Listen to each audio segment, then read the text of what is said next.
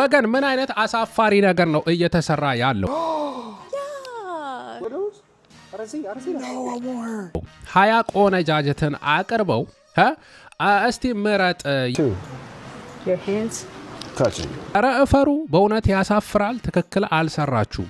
ኧረ ዳበሳም አለው መነካካትም አለው። ጉዳዩ እምነት ተከታይ ያላት ሴትና ካልሆነች አላገባም በማለት ምክንያት በአውሮፓ ለምትገኙ ኢትዮጵያ ኤርትራውያን እንደዚሁም ወደ አውሮፓ የመምጣት ሐሳብ ላላችሁ They're talking about putting these return hubs in third countries, non-EU countries. Most of them እንዴት ነው ጉዱ? እንዴት ነው ጉዱ? ኧረ ኧረ ኧረ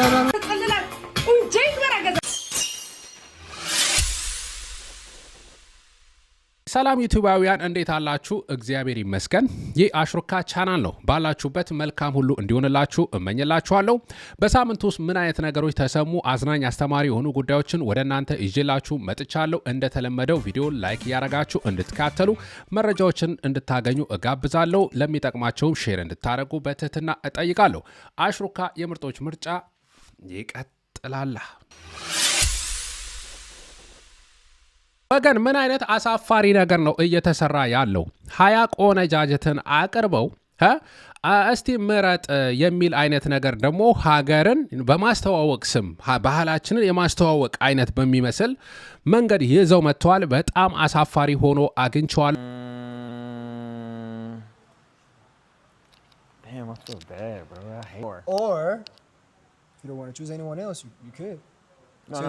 ተመልከቱ እንግዲህ እንደዚህ ነው ምርጫው ሲካሄድ የነበረው። አዲስ አበባ ኢትዮጵያ ውስጥ ነው። በነገራችን ላይ ይሄ ነገር እየተካሄደ ነበረው።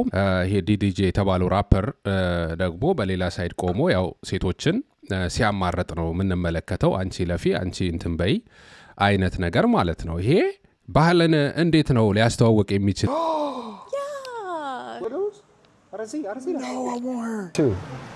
Your hands? Touching. Which one you like? This one? ንኪኝ ዳብሽኝ እያላት ነው። ኧረ ዳበሳም አለው መነካካትም አለው። ጉዳዩ Next lady, please. Yeah. This is gonna be dope.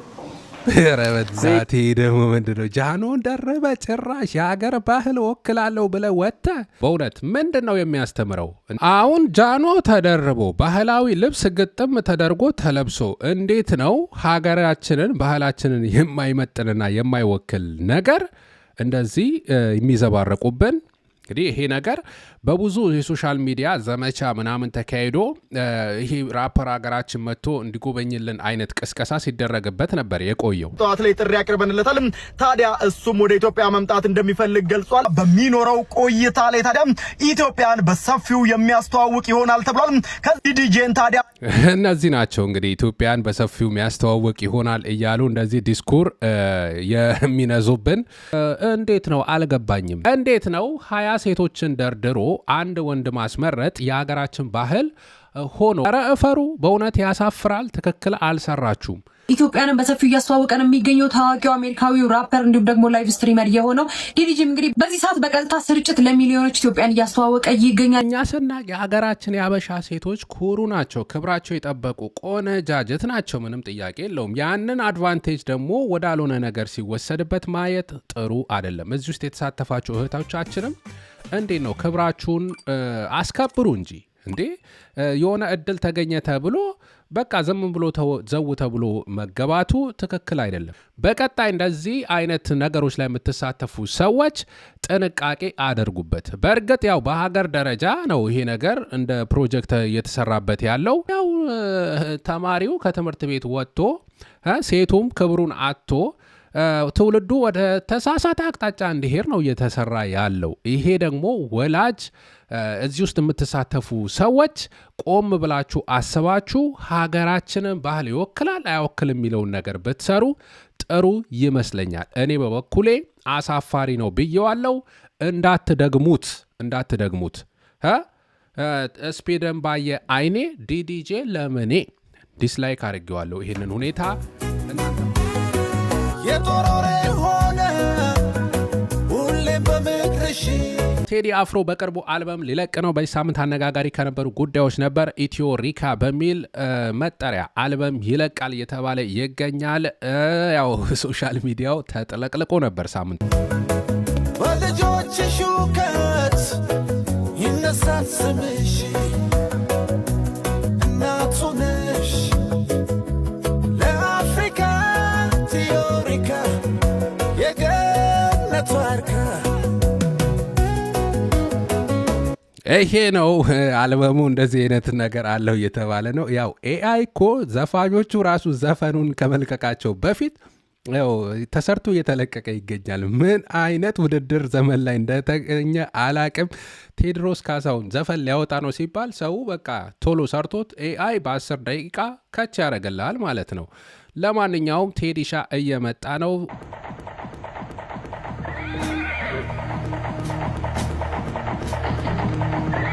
ከቴዲ ጋር ተያይዞ ጉተማና ብሩ የተባሉ ልጆች የሰሩት ቪዲዮም አነጋጋሪ ሆኗል። የፈጠራ ስራ ነው፣ እናበረታታለን። ይመቻቸው።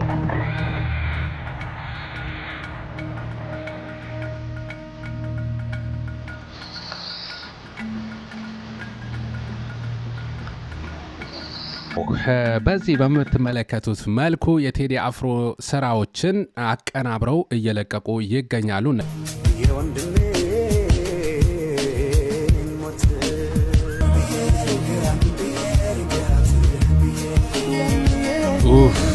እዚህ ጋ እኔ አንጀቷን ስር ተመልከቱልኝ። እናት ወገቧን ስር ስታረግ የልጇን ከፈረስ ላይ ወድቆ መጎዳት ህመሙን ሰምታ ዋው! እዚህ ልጆች የጥበብ ችሎታቸው በጣም ገራሚ እየተባለላቸው ነው። ወደ ክሊፕ እየቀየሩት ነው። የሚገርም ነው በእውነት። አንዳንድ ሁኔታ ያሳዝናል፣ ያስለቅሳል፣ ወይ ደግሞ ያበሳጫል። ይሄ የሰልፊ ለቅሶ ላይ ሰልፊ ጉዳይ በእውነት በጣም አሳዛኝ ነው።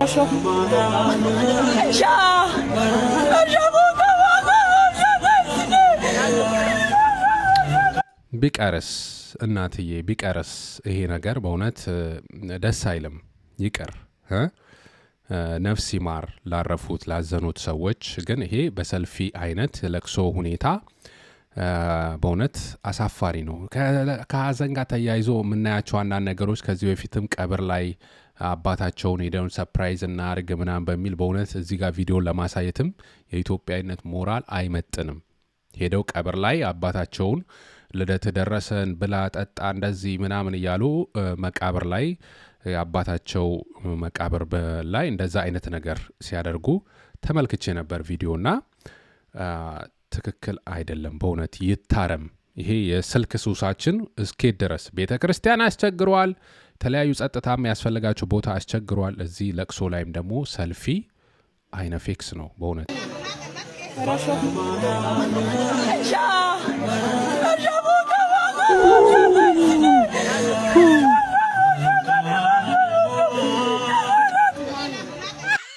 ነፍስ አይማረም። በዚህ መሳቅ እንችላለን። እግዚኦ አያያያ ታለንት ትለዋለ። ይሄ ታለንት እንለዋለን። ዘመነ መላጣ ገንፎ እግራ ወጣ ልበል እንደ የሆነ የገጠምኩ ብሄድ ደስ ይለኝ ነበረ። አንድ ደግሞ ጋዜጠኛ የኦርቶዶክስ እምነት ተከታይ የሆነችና እንደዚሁ የማንቸስተር ደጋፊ የሆነች ሴት ካልሆነች አላገባም መባሉን ተከትሎ ከሚሰራበት የሬዲዮ ጣቢያ መባረሩ ሰማነ። ኦርቶዶክስ እምነት መከተልን ምክንያት በማድረግ እንዲሁም በሃይማኖት ያለኝን አቋም ባለፈው በወጣው የካውንስል ምክር ቤት ደብዳቤ ምክንያት ማንጸባረቅን ተከትሎ የትርታ ኤፍኤም ጊዜያዊ ስራ አስኪያጅ ወደ ስራዬ ገበታ እንዳልገባ በጥበቃ እንዳባረረችኝ መናገር ወዳለው። ዛሬ የዕለቱን ፕሮግራም ለማቅረብ ወደ ስቱዲዮ ሳመራ በጥበቃ ወደ ስቱዲዮ መግባት እንደማልችል ተነግሮኛል። እንግዲህ በኤቨርተን እና በማንቸስተር ዩናይትድ ጨዋታ ላይ የኦርቶዶክስ እምነት ተከታይ ያላት ሴትና የማንቸስተር ዩናይትድ ደጋፊ ካልሆነች አላገባም በማለት ምክንያት ይሄ ሁሉ መዘዝና ጣጣ እንደመጣ ለመናገር እወዳለሁ። ጋዜጠኛ አሉላ ፍሬው ይሄንን አስመልክቶ ራሱ ነው እንግዲህ መረጃውን የተናገረው። ምን አይነት ጉዳይ ነው ደግሞ ያመጣችሁት እንዴ? አንድ ኦርቶዶክስ እምነት ተከታይ ሆነ ሰው ኦርቶዶክስ እምነት ተከታይ ሴት ነው ሊያገባ የሚችለው በአብዛኛው። ሌላው ሙስሊሙም ፕሮቴስታንቱም ገለመለ እያልክ መሄድ ትችላለህ። ለማንኛውም ግን እሱ በቃ የሚፈልገውን ተናገረ። እንዴት ነው ከሃይማኖት ጋር ተገናኝቶ ሃይማኖቱን ሰበከ ነው? ምን ወንድማችን እንኳን አባረሩ። እንዲያውም አንዳንዴ አንድ በር ሲዘጋ ሺህ በር ይከፈትልሃል። እንዲያው እንዳትመለስ ዩቲዩብን ከፍተ ዋይ ብትል ይሻላል። አሪፍ ሬዲዮ እንዲያውም የስፖርት ፕሮግራም የለንም ዩቲዩብ ላይ። ለምን አሪፍ አድርገ ይዛ አትመጣም? እሱን ለመጠቆም እወዳለሁ። ግን ምን አይነት ነገር ነው በእውነት እየተሰማ ያለው ኢትዮጵያ ውስጥ? ጭራሽ ሰው በሰው በምን አይነት መንገድ መግደል ይችላል? የራሱን ሐሳብ ደግሞ የተናገረ ሰው ከስራ ይባረራል። አንድ ነገር መኑኝ፣ የማንቸስተር ደጋፊ ከሆነች ማለት ከስራ ያባረርም። ከስራ ሊያባር የሚችለው ኦርቶዶክስ የምትለው ቃል ብቻ ናት። በእርግጥ ኦርቶዶክሳውያን በማተባቸው ተለይተው በሃይማኖታቸው ተመርጠው በሚገደሉባት አገር ላይ ኦርቶዶክሳዊ ወጣት ነው የማገባው ስላለ ከስራ መባረሩ ሚዛን ላይ ደፋ ይችላል። ነገር ግን እንታገላቸዋለን። ያው ለመዱት በማንነት ተለይቶ ይገደላል፣ ምንም ለውጥ የለም። ከስራ ማባረሩም ወደ ስልጣን እንዳይጠጋ ማድረጉም እየተባለ የተለያዩ ነገሮች ይቀጥላሉ። በአውሮፓ ለምትገኙ ኢትዮጵያ ኤርትራውያን እንደዚሁም ወደ አውሮፓ የመምጣት ሀሳብ ላላችሁ በአውሮፓ ህብረት የተወሰነ ወሳኝ መረጃ አለ። ይህንን ማወቅ ይገባቸዋል ብዬ አስባለሁ። ለሚመለከታቸውም ይህንን መረጃ ላኩላቸው። ይህም በጥገኝነት ጥያቄያቸው ከአውሮፓ ውጪ ማቆያ ውስጥ መሆን ይችላሉ አይነት ውሳኔ ነው እንግዲህ የተወሰነው። የአውሮፓ ህብረት ፓርላማ ከድንበሩ ውጪ የስደተኞች ማቆያ ማዕከላት እንዲቋቋሙ ወሰነ። On the common system for the return of third country nationals staying illegally in the union. This is the return regulation. We will vote on the decision to enter interinstitutional negotiations.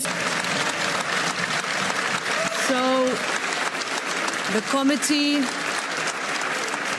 on the common system for the They're talking about putting these return hubs in third countries, non-EU countries. Most of them with which this has been discussed are African, and they would have to wait there. Much of the problem is that despite people not being allowed to stay, they're not actually forced to leave. የማቆያ ማዕከላት ወይም ሪተርን ሀብስ ለማባረር የቀረበውን ይህንን አወዛጋቢ የህግ ሀሳብ ያጸደቁት በ389 ድጋፍና በ206 ተቃውሞ ነው። ማለት የምታስታውሱ የእንግሊዝ ጥገኝነት ጥያቄ ፕሮሰስ እየተደረገ ያለ ወደ ሩዋንዳ ይላኩ የሚል ነበረ። ያው በወቅቱ ያው እንግሊዝ ተቀባይነት ሳያገኝ ይሄ ውድቅ ሆኖ ነበረ። ነገር ግን አሁን በአውሮፓ ህብረት ይሄ አይነት ሀሳብ ያው የእንግሊዙን ያነሳውት ለምሳሌ ነው እንጂ የአውሮፓ ህብረት አባል አይደለችም፣ የታወቀ ነው። የጥገኝነት ጥያቄ ጠይቃችሁ በአውሮፓ ህብረት ሀገራት ውስጥ ያላችሁ ኢትዮጵያውያንም ኤርትራውያንም በዚህ የአውሮፓ ህብረት ውሳኔ አማካኝነት ያላችሁበት ሀገር እንግዲህ ወደ ሶስተኛ ሀገራት ሊልኳችሁ ይችላሉ ማለት ነው። የትኛው ሀገር ወደ የትኛው ሀገር ወደ ሶስተኛ ሀገር ይልካል የሚለው ግን እስካሁን ባለኝ መረጃ ይፋ ወጥቶ አላገኘሁትም። አዳዲስ ነገሮች ሲኖሩ የማሳውቃችሁ ይሆናል። የሰብአዊ መብት ተሟጋች ቡድኖች ጥገኝነት ጠያቂዎች ከህብረቱ ውጪ ህጋዊ ጥበቃ ወደሌለባቸው ሀገራት በግድ መላካቸው ለአደጋ ሊዳርጋቸው እንደሚችል እያስጠነቀቁ ነው። የዚህ ሀሳብ ዋነኛ መሪዎች እንደ ዴንማርክ፣ ኦስትሪያ፣ ግሪክ፣ ጀርመንና ኔዘርላንድስ ያሉ ጥቂት የአውሮፓ ህብረት አባል ሀገራት ናቸው። በአንጻሩ ፈረንሳይና ስፔን የስትራቴጂውን ውጤታማነት የተጠራጠሩ ሀገራት ሆነዋል። ይሄ ውሳኔ የሚመለከታችሁ ኢትዮጵያ ኤርትራውያን እባካችሁ ይህ መረጃዎችን በመከታተል ውሳኔዎችን እንድትወስኑ ለማሳሰብ እወዳለሁ። ያው በአሁኑ ሰዓት ስደት በዓለም ዙሪያ ከባድ እየሆነ እንደመጣ የምናውቀው ጉዳይ ነው። ሰሞኑን አነጋጋሪ ከሆኑ ጉዳዮች ነበር። መልካም ሁሉ እንዲሆንላችሁ እመኛለሁ። የሀገሬ ልጆች ኢትዮጵያ ኤርትራውያን ሁላችሁ። ባለፈው ስንት መኪና አስገባችሁ ለፊንቴክ አዲስ አበባ ብራንች? ወይ በጣም ብዙ ነው። መስቀል አደባባይ ለምን አታስቆጥሪያቸውም? ልከሽ እነሱ ላኪ አንዱን ይተቆጠር በዚህ ሌሊት አንበሳ ወርድለታለሁ። የኤሌክትሪክ መኪና ባለቤት እናደርጋቸዋለን በሚል የቢሊዮን ብሮች ዘረፋ ፈጽሟል የተባለው ፊንቴክ ኢንቨስትመንት ጉዳይም ሰሞኑን አነጋጋሪ ከነበሩ ጉዳዮች ነው። ከዚህ ጋር በተያያዘ በርካታ አርቲስቶች አርቲስት ሰራዊት ፍቅሬ፣ ሰለሞን ቦጋለና ሌሎችም መታሰራቸው ሰምተናል። በጥርጣሬ ያው እንግዲህ ፖሊስ ጣቢያ እንደሚገኙ ነው እየተነገረ ያለው። ድርጅቱ አለ የሚል አሁን መከራከሪያ በእርግጥ የከፈለ ስላለ ነው ሰርሽ ከፍለዋል። ገንዘብማ ከፍለዋል። የከፈለ ምን አንተ ጋር እነሱን ጥሩና ጠይቋቸዋል። እነሱን ጥሩና እንዲህ አይነት ታሪክ አላቸው። እነሱማ መልክ ሰሩ እኮ በእናንተ ፊንቴክ ኢንቨስትመንት እና 16 አርቲስቶችና የተለያዩ ድርጅቶች የማስታወቂያ ድርጅቶችን ተከሰዋል። ከስሻቸዋለሁ። ነገር ግን ዝርዝር መግለጫውን መስጠት ባይቻልም ንብረቶቻቸው፣ ተሽከርካሪዎቻቸው፣ ቤቶቻቸው ግን ታግደዋል። መንሱርን መጀመሪያ የጠየቅኩት እኔ ነኝ። ከዚህ ጋር ተያይዞ መረጃ ሲያወጡ ከነበሩ ሰዎች ይሄ ግለሰብ ይጠቀሳል። መንሱር ጀማል የብሔር ጉዳይን በማንሳት እንደተናገረው ሲገልጽ ነበር። እንገናኝ ምን አለ ይመሰላችሁ? ከአንደበቱ አይወጣችን ቃል ሞታ ለኔ ትዱልታ ለምትይመነ ትዱልታ ምት ማሊ ዳፍ ነሞተ ደጎ ማሊጋ ገዘክ የንኩ ዋና ገሬቶ ዋና ገሬ ዶክመንቲን ተገርሲሴ ዋንጅሮ አገሬ ኦሮሞ ሆነህ ኦሮሞን ታሳድዳለህ ወይ አላለኝም። የመጨረሻ የብሔር ካርዱን መዘዛት ማለት ነው። ከዚህ በፊት እንደዚህ ብሎኝ ነበር። ቁርስህን በልተህ ምሳህን ማትደግም ብሎኝ ነበር።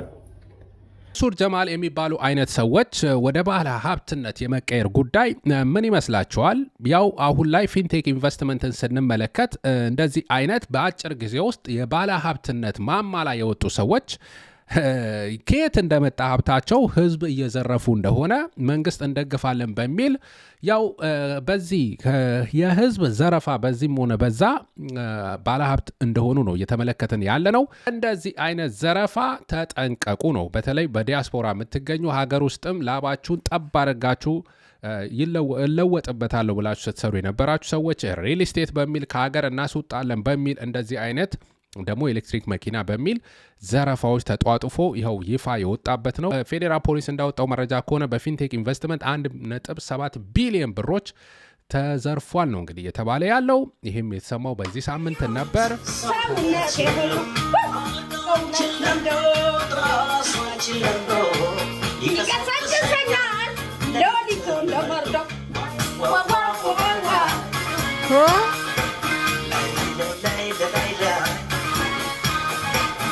እንዴት ነው ጉዱ? እንዴት ነው ጉዱ? አራ